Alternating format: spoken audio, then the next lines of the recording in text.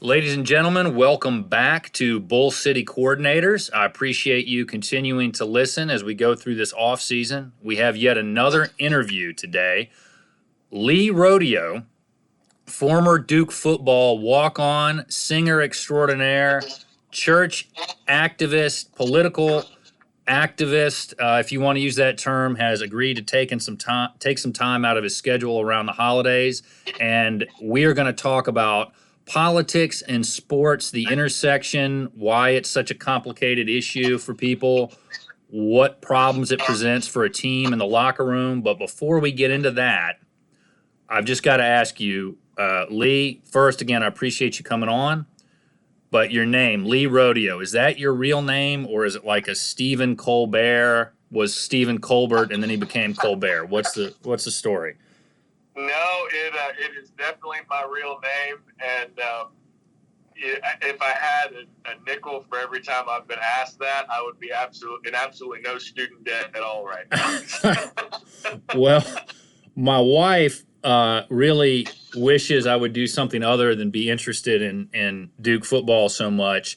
But I told her who I was interviewing this morning, and she said, I don't know who that guy is, but that is awesome. I've found that it helps with networking.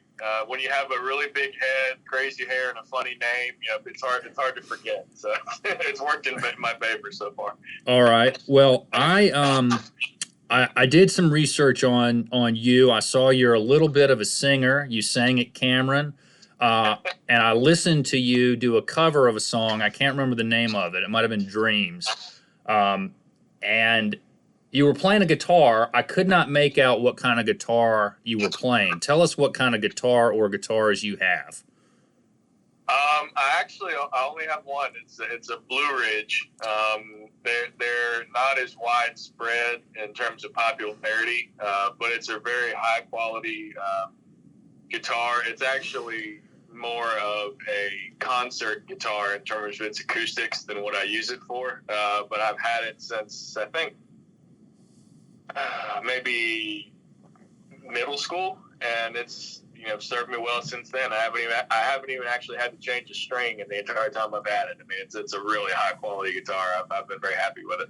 All right. Well, I mentioned to you before we got started, my friend Tim, before the pandemic hit, he and I would watch games together. We would also play old time mountain music together. And Tim is a very talented musician. He can play anything with strings. He was one of the many people who was in the Fiddler's March at Governor Ralph Northam's inauguration here. Cool. But he has two Gibsons, and I'm spacing on one of the models of it, but one of them is a J45. And they're both World War II Banner Gibson era guitars. I see you as kind of a Gibson J45 guy, because you've got the hair, the beard, a little bit kind of a country thing going there, but you got to go with the guitar that works for you. So there you go. I would not be opposed at all. Well, if you ever find a Gibson, a Banner Gibson, you gotta make it happen. Tell us what kind of music, before we get into the meat of it. What kind of music generally do you like or do you play? Well, playing, country was my first love. It's always kind of the easiest thing to do if you're performing. The George Strait, just need a stool and a guitar kind of thing. I'm really truly a fan of everything. Growing up, I've been so blessed to grow up in the part of Durham where I have. It's just it's the intersection of so many different rich cultures that there's really not a genre of music that I don't have at least a few artists or a few sections that I'm a fan of. So country for performing, and really what I listen to really depends on the day and where I'm going in the car. So I feel like that's a cop-out answer, but I just really appreciate music. I enjoy it. I mean, for performing, I of course, follow the same route most singers do, school choirs and everything. So I have a certain level of classical training, nothing write home about. But choral music, classical music, country, rock, hip hop, I mean, everything in between. Well, that's I think the more you play, the more you sing, the more you get involved, the more you appreciate subtleties and things that you may not otherwise have appreciated had it not been for developing at some level of a professional ear for that. Yeah, yeah. Well, you mentioned you're from you said being from the Durham area. Tell us where you're from, how you ended up at Duke, and how you got on the football team. Well, I'm born and raised in Durham. I have lived within about probably less than a square mile my entire life. We moved once, but just actually within about 300 yards of our old house, just moved to a larger house. Both my parents grew up here. I graduated from the same high school that my parents both graduated from. That's how I found myself here in the first place. Dad's a Duke grad, mom's a Carolina grad. Ooh. Yeah. You can't say anything bad about mom though. You can't do it if you're Southern. You can't hate on mom. So. Absolutely. I wouldn't dream of it. So growing up, grew up with the rare appreciation for both schools and both athletic programs.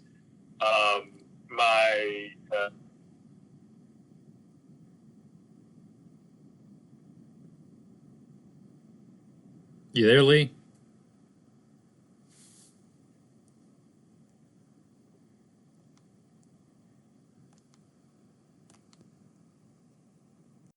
All right, go ahead. We lost you there for a second. You were talking about appreciating, I think, both Duke and that other school we won't mention.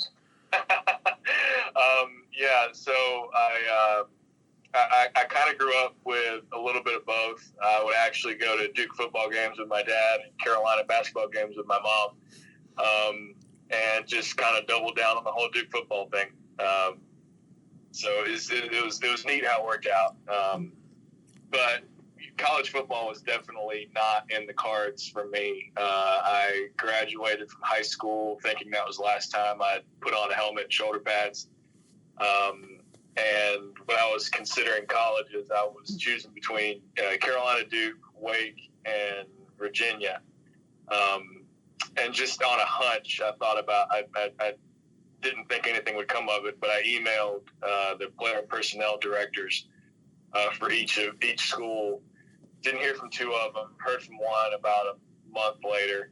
And actually within 20 minutes of sending the email, my phone rang, and I picked it up, and it was Kent McLeod, Duke's player personnel director, saying, would you have any interest in coming down and meeting with me next week at the Yo building to talk about potentially walking onto the team? And I was just like, yes. I don't know how I could say that fast enough. You saw that, Lee Rodio is the one you called, right? Like, I'm not any kind of prospect. Right. But and went down, sat with Kent, and the rest, as they say, is history. Don't know why they had an interest in a 5'10", slow former offensive lineman from North Durham, but forever blessed that they did. Well, and you were part of 2 bowl victories, if I remember correctly, from the time you were there. So that was great for you. And to turn to kind of the main topic of today, if anybody were to follow you on Twitter and to keep up with what you're doing on social media, do some research on you, they would see that you're very politically involved. And I'm curious, did that ever, throughout your time in high school and college, did that ever cause any problems in the locker room? Were there ever any concerns about discussing political opinions? How does that work?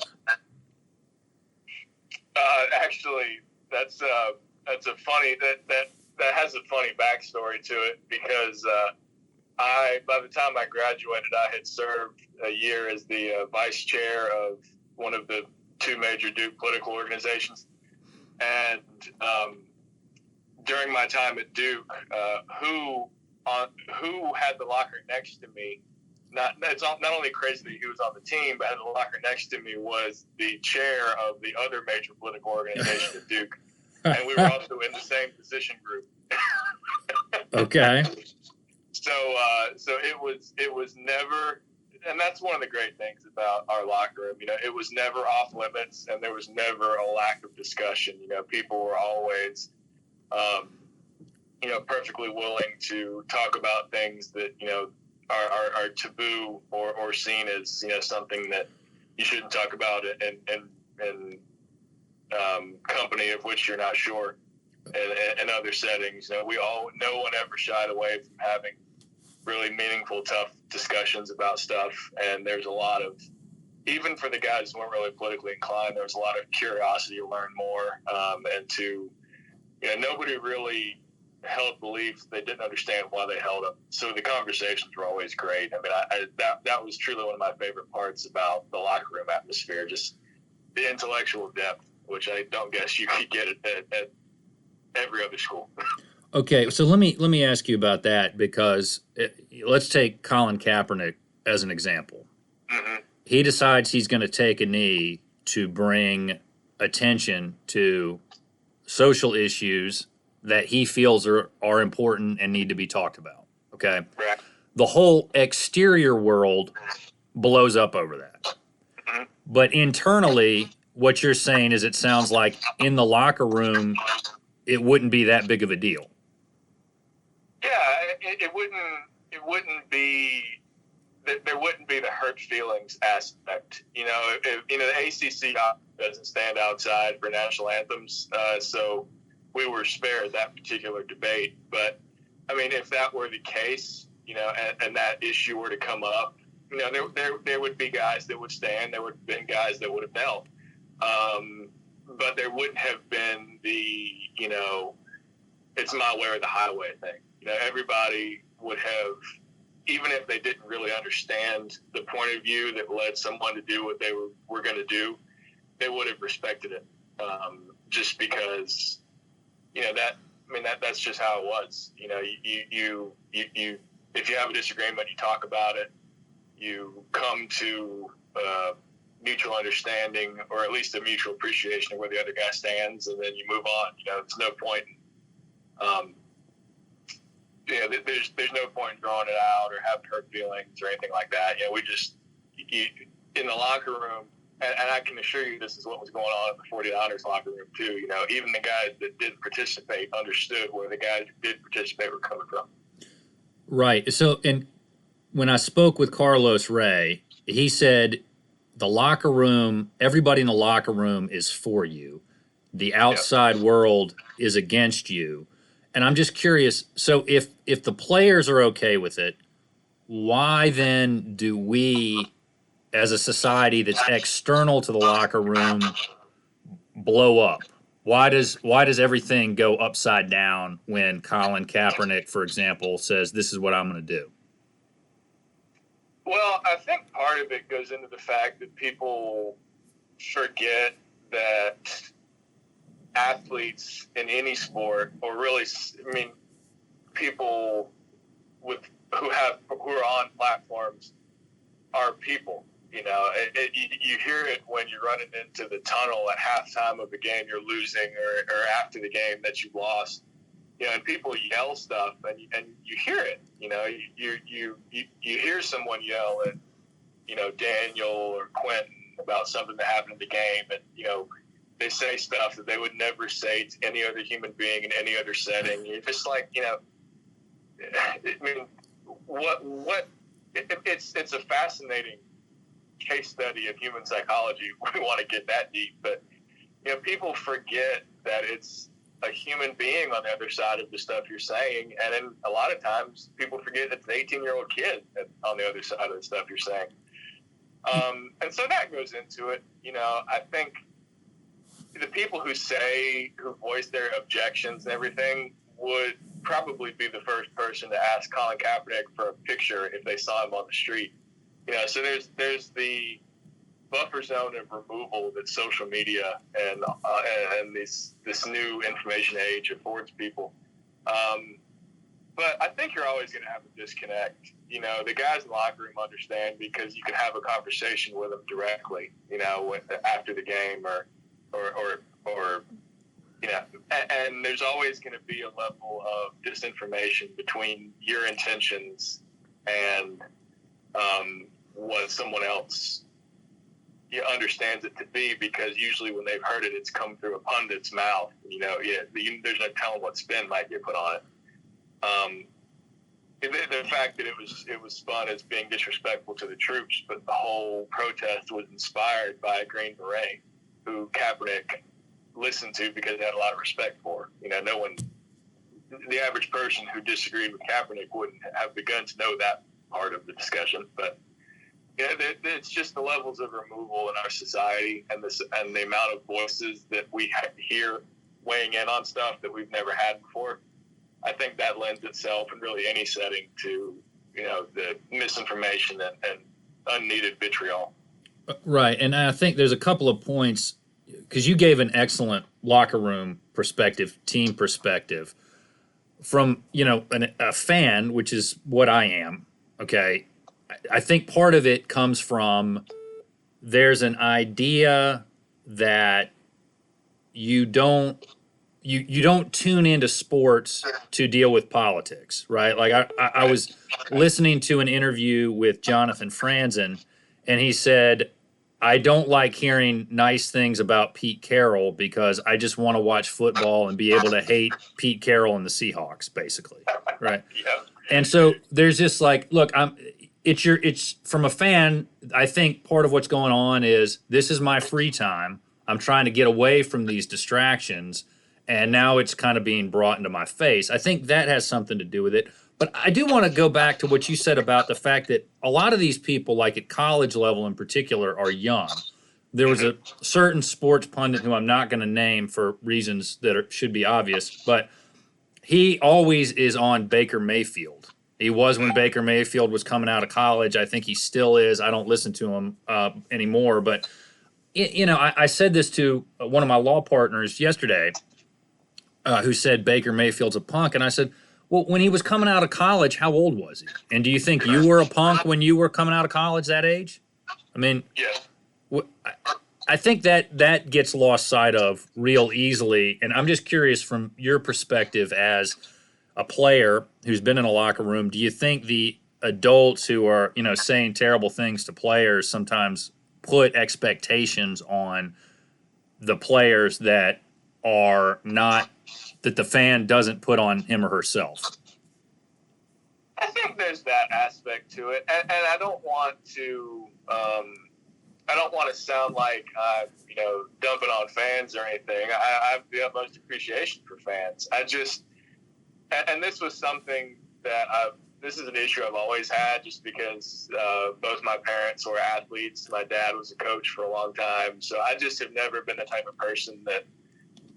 Yeah, I either had to be in the press box or on the field to enjoy the game, just because I had such a hard time listening to stuff people yelled, you know, and not really knowing what was going on. But I think we just have such a bent towards criticism. You know, it very seldom, and I'm guilty of the same thing. When someone throws a pick or when someone misses a tackle, you know, I'll yell a criticism, but at the end of the day, I make sure, and like you said, now I'm a fan too. You know, I had a great 4 years, but I'm in the same boat you are. And I think, you know, we just, it's a tough, you know, you go for an escape, and you go, you know, we're so inundated with negative stimuli. And we go to sports for an escape, and it's natural that, you know, that would make its way into sports. But I just try to remind people, like you said, you know, these kids, and they are kids in a lot of cases, are 18, 19, 20 years old. And, you know, give them the benefit of the doubt that someone gave you, or that you wish someone had given you when you were that age. Or that you'd want your children to get. Exactly.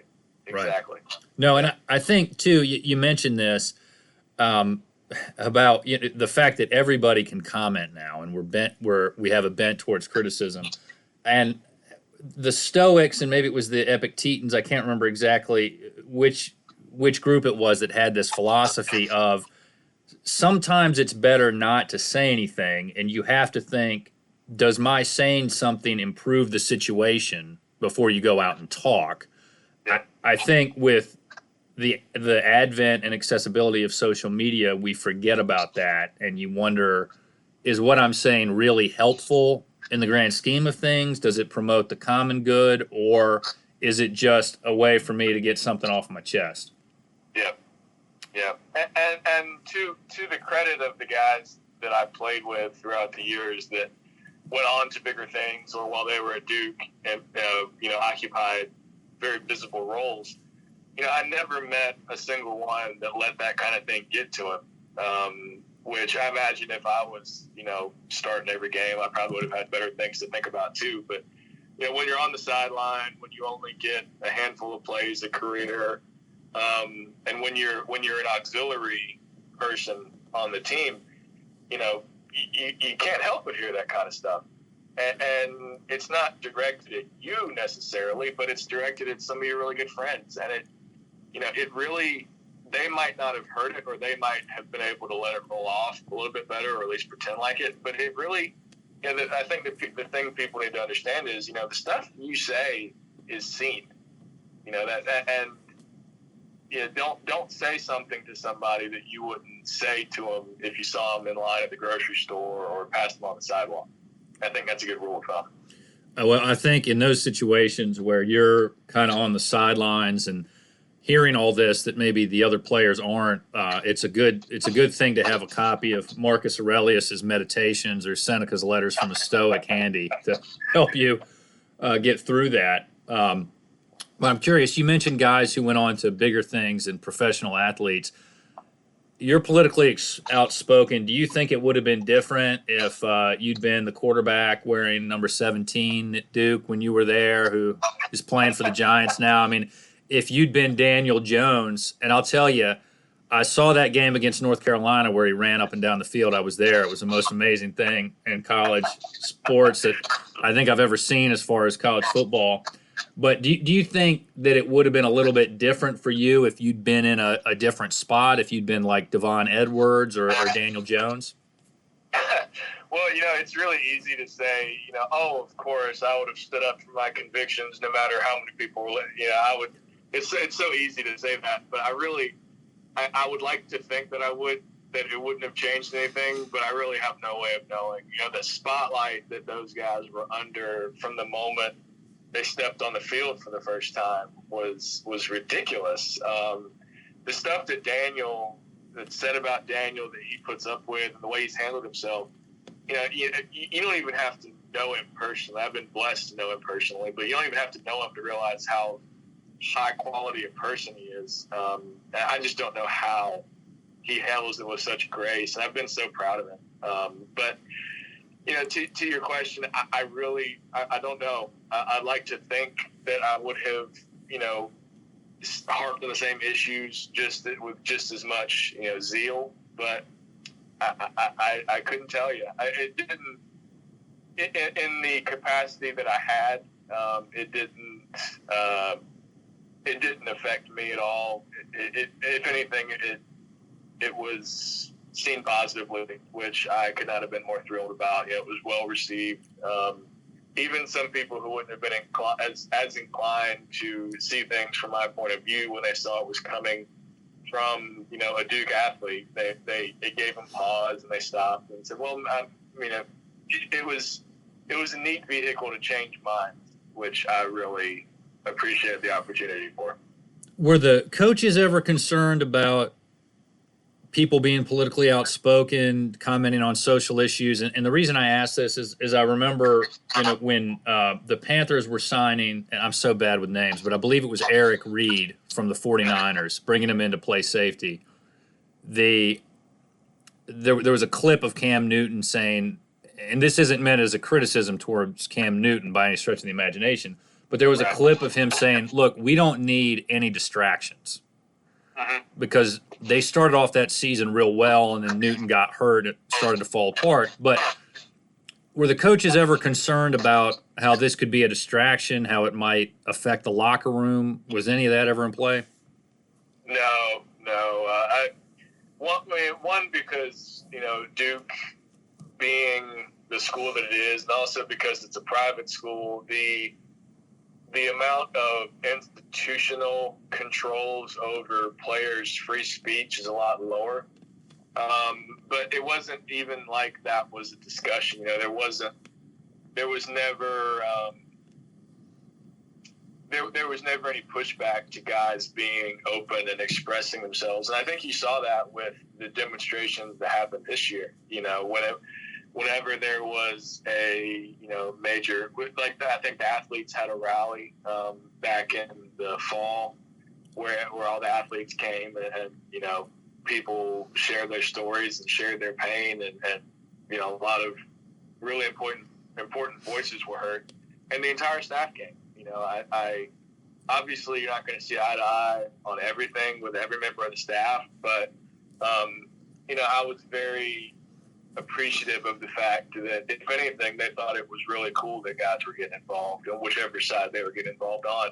They always fostered that and encouraged that and appreciated that. And I think it's one thing when it stands a chance to hurt your bottom line, which I think is one of the reasons that the pros are not as inclined to that kind of thing. But when you're in school, and it depends on which school too. There's something if a Clemson player says something, it might have a larger ripple effect than if a Duke player says something, just because of the difference in scrutiny. But regardless of that, our staff always did a good job, at least from my perspective, of not getting in the way of guys expressing themselves. Obviously, everybody has different perspectives. You wouldn't get that same answer if you asked every single member of the team. But for the most part, and in comparison to a lot of other schools, I think our staff was good about making sure that guys were able to make themselves heard and do it without any kind of criticism or critique. Okay. And now you mentioned institutional control over free speech at some different schools. What were you getting at by that?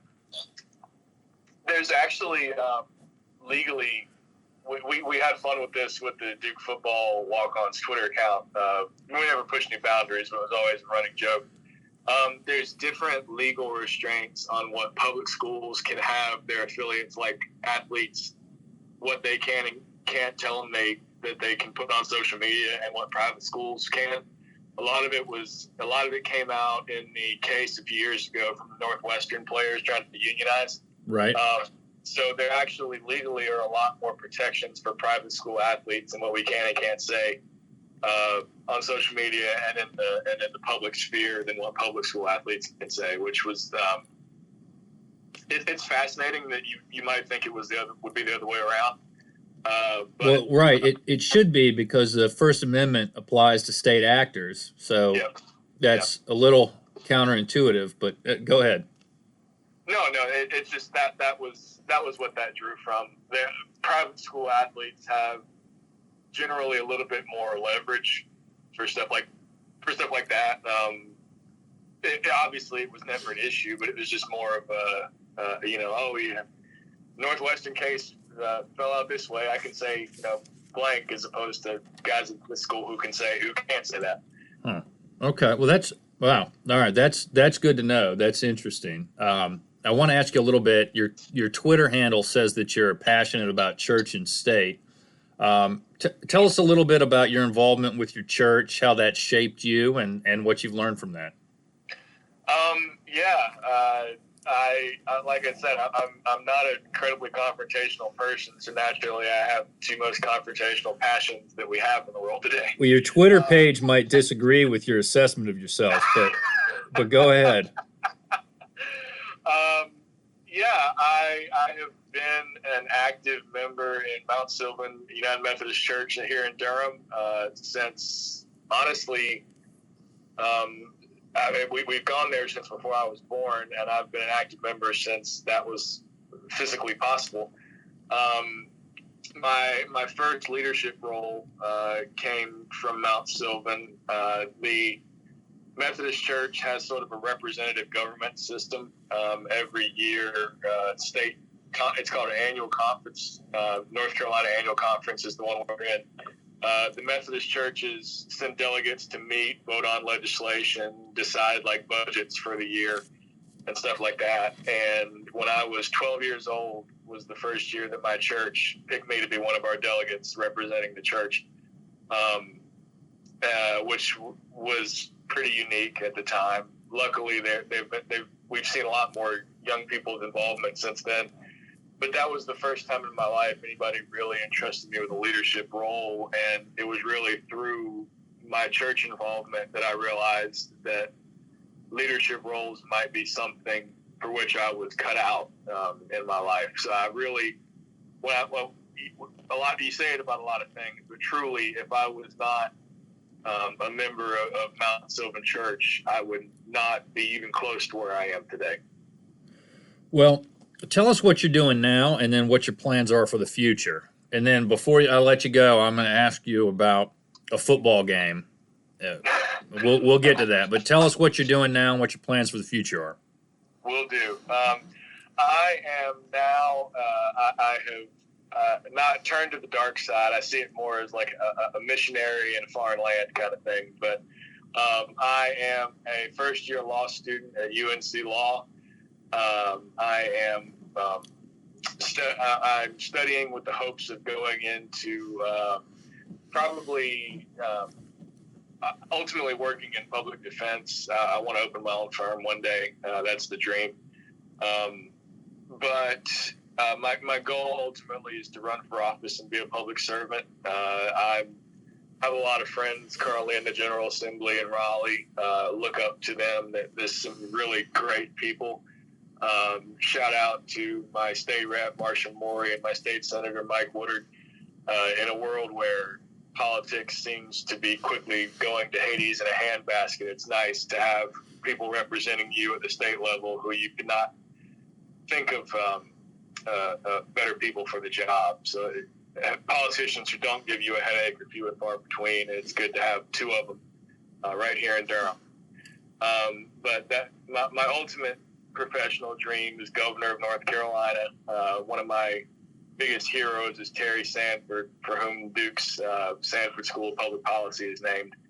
He was also he crossed the border between Durham and Chapel Hill. He went to Carolina and served as president of Duke for, I think, 15 years. They always asked him, who was he pulling for in whatever game was coming up, and he would always tell them the team wearing blue. I thought it was a pretty good political answer. That's right. Well, since you mentioned you're in law school and I'm an attorney, I want to tell you this gets overlooked. Lawyers get a bad rep. They have a bad reputation in some respect. We get a bad rap at times. I think it's unfair and largely undeserved. But practicing law is a noble profession. You get to help people in their times of some of their most serious need, especially if you want to go into the world of criminal law and you want to represent people who've been charged with very serious crimes. A lot of what you're doing there is trying to damage control. And they've already, usually admitted to things. All the evidence is there to convict them. But you're trying to help them through a very difficult time because, sometimes a lot of these folks have just made a series of bad decisions and they're not bad people. It's just the compounded effect of taking the wrong path. When they have a chance to go the right way, they just go the wrong way. And a lot of these people don't have much of an opportunity to know how to behave, how to conduct themselves. You can kind of see these tragedies unfolding. It's emotionally, I don't do much at all criminal law. I help one of my partners some who does a lot of it. And you can help turn people away from continuing to make those bad decisions, which is important because you want people who have gone through this to have learned something from it and that they won't do it again. It's a very noble thing that you get the opportunity to do as part of that. And the public defender's work is going to be very hard emotionally. It's going to be draining for you, and it's going to require a lot of focus and commitment. But opening your own law firm is going to be a lot of fun. My advice for that, since I went from a firm of about 50 people to a firm of 4 lawyers, when you're ready to make that jump, get a very good office manager. This is one of the things they don't teach you in law school, but a good office manager, a good legal assistant, a good paralegal, you cannot pay those people enough. Okay, Yep. those are critical. And so you're what, year 1? Yes, sir. Okay, so it gets better in year 2, and it gets a lot better in year 3. I've heard.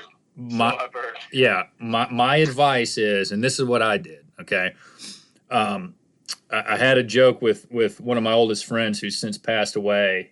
He said B's are the poor man's A's. Okay, so early on you might be getting B's or what have you, but what you'll find is that as you go on, if you maintain that level of commitment that you have in your first year, people in year 2 and 3 will start to slack off, and you'll get to move up the ranks some. Okay, so I bring that up to say at the end of the first year, I wasn't really where I wanted to be class rank, but I just kept at it. I kept pounding away. I moved up. I was fortunate enough to graduate cum laude, which again was the poor man's magna cum laude, right? So Yep. other people will fall off, but if you just maintain your focus, you'll get to where you want to be and get up there. All right. So, Yep. and obviously you're smart enough to go to Duke, so you're probably already high up there. So my advice to you is don't let anything slip, because when you get over the hump, as they say, when you're into that second semester, your second year, and it's more than halfway, some people start to take their foot off the gas. But you've got to maintain and keep burning. Okay. Yeah, I certainly appreciate the advice. And an interesting thing that I've found, obviously, going to school on Zoom presents its challenges, just logistically speaking. One of the things I found was that the workload and the rigor involved in the curriculum at UNC, which is one of the most reputable public law schools in the country, is not entirely different from Duke. We actually take the same amount of classes per semester, even down to using the same online platform for classes. So the student experience is not unlike what I just spent 4 years doing. And when you take out football, it wasn't as hard, or it wasn't as much of a doomsday scenario as I was told it would be. So that was one of the few things I think that was a pleasant surprise in 2020, was that I had a little bit more experience handling the workload of law school than I thought I would, which I was very, very thankful for. Well, did you come from a family where you were exposed to the legal field? Not at all. Both my parents, education obviously was always a top priority. They both have gotten graduate degrees, but I only actually have one distant cousin who went into the legal field. She's been a great resource, but in my immediate family, I had absolutely nobody to bounce ideas off of or receive help from or anything like that. Yeah, well, I was in the same boat. I'd gone to I was public school educated all through everything, right? K through finishing college, and I went to a good college, College of Charleston. Loved it, learned a lot. Then I went to a private law school. I just happened to get in and get a scholarship that made it affordable till they jacked up the tuition. I love the school, don't get me wrong, but I didn't know that tuition could change that much once you got there, right? So, all right, that happens. And I remember the first several classes that I had with people who had come from families with lawyers, people who had worked as paralegals in offices. And I was just sitting around at W&L in Lexington, Virginia going, okay, this is going to be a little bit of an adjustment for me. This is going to take some time. I mean, you know, I was around people who had gone to private school education in high school and were exposed to different lifestyles as far as what to expect and what the institutional body of knowledge was. It was a little bit unsettling, and it took some time to get used to. But I love it. I love practicing law. I wouldn't change it for anything. It was a great school that I went to. I can't say enough good things about it. But it's good if you can come in and feel comfortable while you're going through, because that first year is rough. They grade you on a very strict curve. And they're trying to weed people out. The bar self-regulates, and you're handling client money. You're handling a lot of their papers, a lot of their property. They want to make sure you're ethically, you're going to fit the bill from an ethical perspective. And there's some desire to try to weed out potential problems before they become problems, with clients. So yeah, absolutely. And I think, to your point about a different speed, I imagine going from Charleston, South Carolina to Lexington, Virginia was probably a change in speed too. Well, you would think that, but this is funny. I grew up, you mentioned Clemson earlier. I grew up just outside of Clemson. Okay. In a little town called Central that was very rural.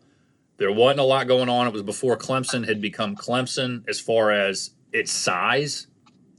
They had won, I think, a national title maybe the year before or the year I was born, when Danny Ford was there. But it wasn't really a big place.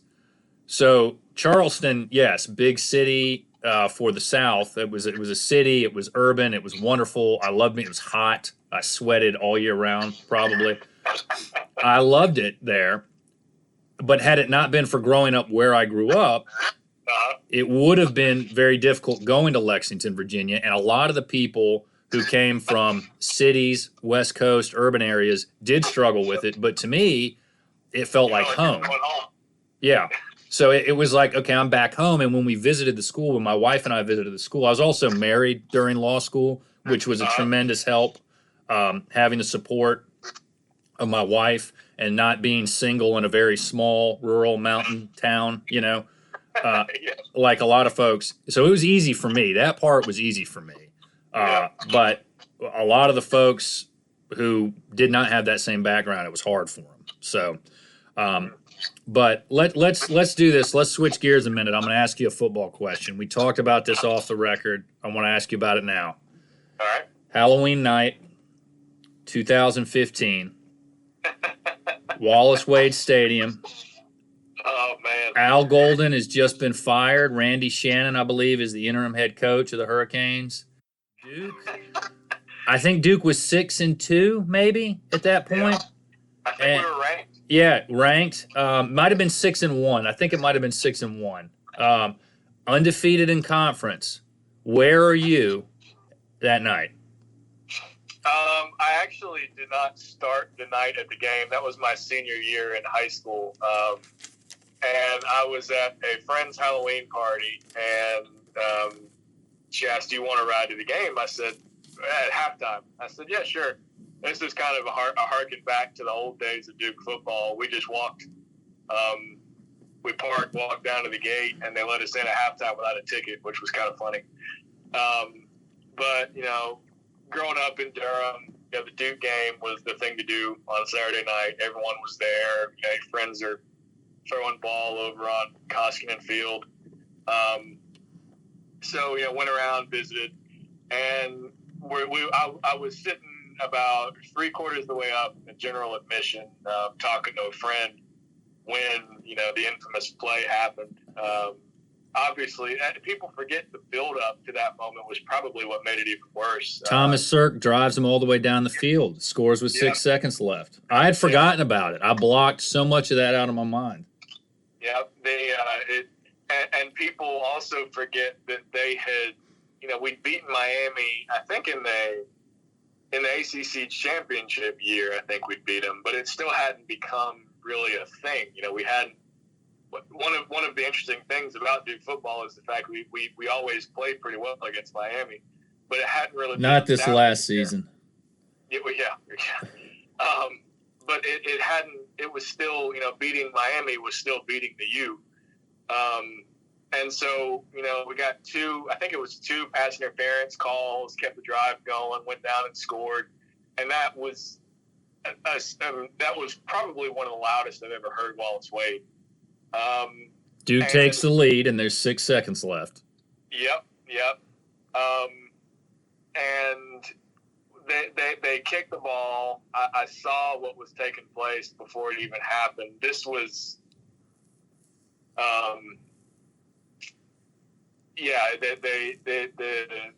the interesting thing, the takeaway from this is, if you notice, Duke doesn't squib anymore. We sky kick. And that's actually a direct reflection of the Miami game, because if we'd sky kicked to one of the up backs and forced him to fair catch, we'd have won the game. So an interesting residual of that is that Duke doesn't squib kick anymore. But obviously, he catches the ball, the play starts to develop, and it happens the way it happens. People talk about his knee being down. They talk about the blocks in the back. I think the worst one was the guy that came off the sideline with his helmet off, and almost beat the ball carrier into the end zone while the play was going on and didn't get a flag. And they picked up a penalty after the second, because remember, they review it. The refs review it. They come out and they say his knee wasn't down, which I don't know how they missed that. I mean, you can look up the photos. Then they go back to review it some more, and then apparently the flag gets picked up for the block in the back. I didn't even know you could review. And I should have looked up the rule before this, but I didn't even know you could review that and take that penalty away. See, you can't, and that's that. I was just about to say, when it all happened and everyone was trying to make sense of what actually happened, I think them waving the flag off was based off a discussion with the officials, which is not entirely uncommon. Right. You see guys wave off penalties all the time. But the way that it was presented to the fans and to the stadium and subsequently to Duke's staff was, they waited until after the review to wave off the penalty, so it appeared that they had waved the penalty off as a result of the review, which, I'm not entirely sure if that was ever proven. I assumed, I wanted to give the officials the benefit of the doubt. I quickly learned as a Duke football player that, they haven't earned it.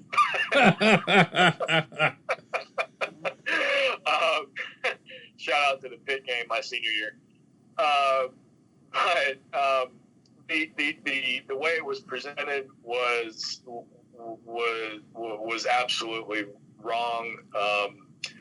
If it was indeed adjudicated the way that it was presented, then they should have been fined, like they were fined by the league. I mean, that's inexcusable. You can't overturn a penalty based off a review. But it was just, your first thought is, wow, what an incredible play I just witnessed. But then you realize how, it turned into, it stopped being an example of great football, and it turned into an example of, wow, this might have been the worst night in ACC football officiating history. Well, that's saying a lot. Yeah.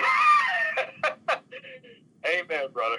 Well, and let me build on this discussion, because like I told you, Carlos Ray, when I talked to him, he had a hard time talking about this, and he knew in advance I was going to bring it up. And I don't know if you ever met Carlos, but one of the things that I really enjoy about him is he never seems to lack for an opinion and a willingness to express it. And I don't mean that in a negative way. I think that's a good thing, right? But that killed that season. It took a month for the team to get over it, and then they beat Wake. They went to the bowl game, won in the Pinstripe Bowl. Yep. You were at Duke 2016 to 2019, is that right? Yes, sir. All right, so your first year, two questions. Did you know you were going to play football at Duke when you're watching this play unfold?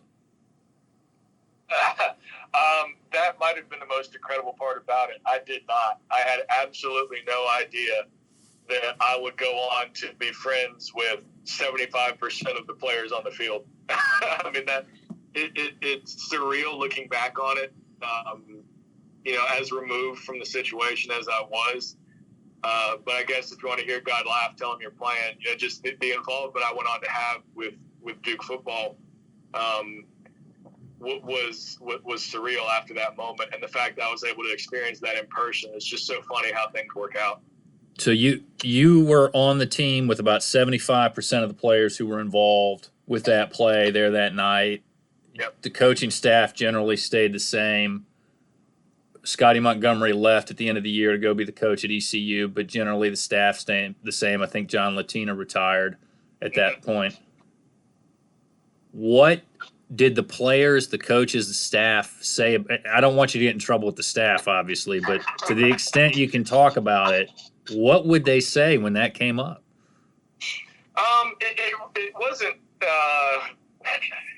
It obviously was a sore subject. It wasn't like an unspeakable thing. You glare at a rookie who happens to mention that game.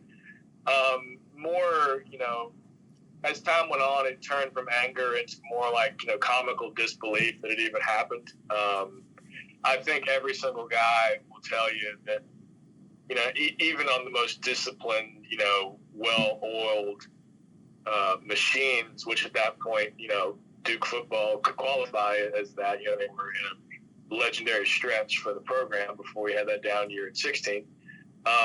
When stuff like that happens, no matter how hard you try, you can't help but be affected by it. And one thing that everybody, I think, realized was how much that changed the overall outlook of the season that year. And it just really became,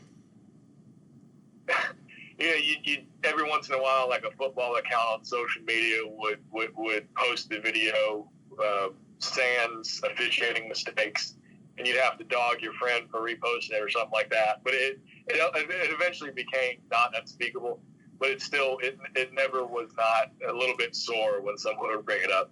How long did it take for it to be not unspeakable? I don't really remember anybody saying much about it my freshman year. Obviously, that year was tough for other reasons. You had a ton of injuries that year. Yeah. Oh my gosh. We had. Honestly, in terms of lack of availability of guys, that year was fairly similar to this year, which you see the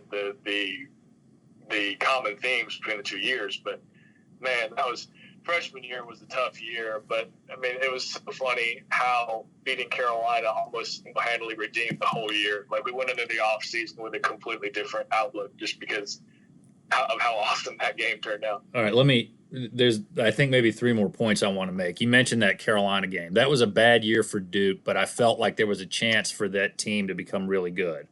I was in a trial on the other end of the state where I live. I mean, it's far away, and I was getting my brains beat out. It was a tough case. Felt like I was going to lose. I was there for 2 weeks. We lost. And the North Carolina game is on. Was it a Thursday night, I believe? It was a Thursday night game? I think it was, yeah. Yeah. I start watching that. You guys are down kind of big early, and I almost turned it off, and I just said, no, I need it on in the background while I get ready for tomorrow, and I'm reading these depositions. You guys ended up getting the win, and even though I knew what the outcome of the trial was going to be, it made the rest of that week and the next week a lot easier for me, okay? Yep. So I appreciate that. Felt like the football gods, the sport gods were looking out for me at that point, right? Oh, man, it was great. Oh, fantastic. But so how long did it take before you guys could talk about that game in the locker room or just whenever? Which one? The Miami game. Oh, it like I said, it started to become, more of a, wow, I can't believe this happened. Probably sophomore year and on. Once they had kind of a year of removal, it became a little bit easier to stomach. It really wasn't our locker room was great about not having, you can't say certain buzzwords. The guys, like I said, it became more of an inside joke or like a humorous thing as opposed to a hurtful thing. After about a year out, but and motivation, that's always going to be good motivation for, hey, we got, literally, you talk about games being stolen. That's quite literally an example of a game being stolen. And I'm not saying it had anything to do with us going on to beat Miami to the next 4 years. I'm not saying it didn't, but Well, you say motivation. I remember 2018, speaking of a year of injuries, I think you guys probably could have won 10 games that year had it not been for all the injuries. But you guys go down to Miami. Deion Jackson breaks the long runoff to start the game. He breaks the U over his knee, and then at the end of the game, Ben Humphreys does the upside down U, which should be in the Louvre right now. Okay, both of those, right? I love that picture. I know. Did those two moments have anything to do? Because Humphreys was on the field, if I remember correctly, on special teams in 2015. Did that outcome in Durham in 2015 have anything to do with those two moments in 2018? Without it, well, Deion's not as much because he wasn't there. Deion's Deion. I love him to death. But Ben's absolutely without a doubt. If you remember, we played Miami. I think it was on a Friday night, my sophomore year. It was the gray uniform debut, and I think that was supposed to be the night. They were kind of struggling. We were riding high at that point in the season, and the game obviously didn't go the way we'd hoped. So, I think. Beating Miami in their building in 18 was for the guys that were on the team from the 2015 year, DJ, Ben, Joe, all those guys who were freshmen that year were seniors or getting close to it. So you definitely saw kind of a difference in the buoyancy in the locker room in the weeks following that Miami game. Well, that's excellent. Well, if any, and of course, you guys closed out a painful 2019 season with a win over Miami to get to 5-7. If any of your friends or colleagues who were part of that game want to talk about it, give them my number. I'd be happy to go through it. It's a fascinating story. But well, we're going to wrap up now. Hold on as I close this off here, and then we'll talk just for a second. But I just want to say, Lee, I really appreciate you coming on and talking to Bull City coordinators with us. And I wish you the absolute best in your legal and political career and wherever life takes you. Well, I appreciate that, my friend. Thank you so much for having me. I've had a great time shooting the breeze with you, and we should do it again sometime. Absolutely. Thank you so much. And for those out there who keep coming to the site and listening to this stuff, we appreciate it. Thank you so much. Everybody have a Merry Christmas, Happy New Year, and Happy Holidays.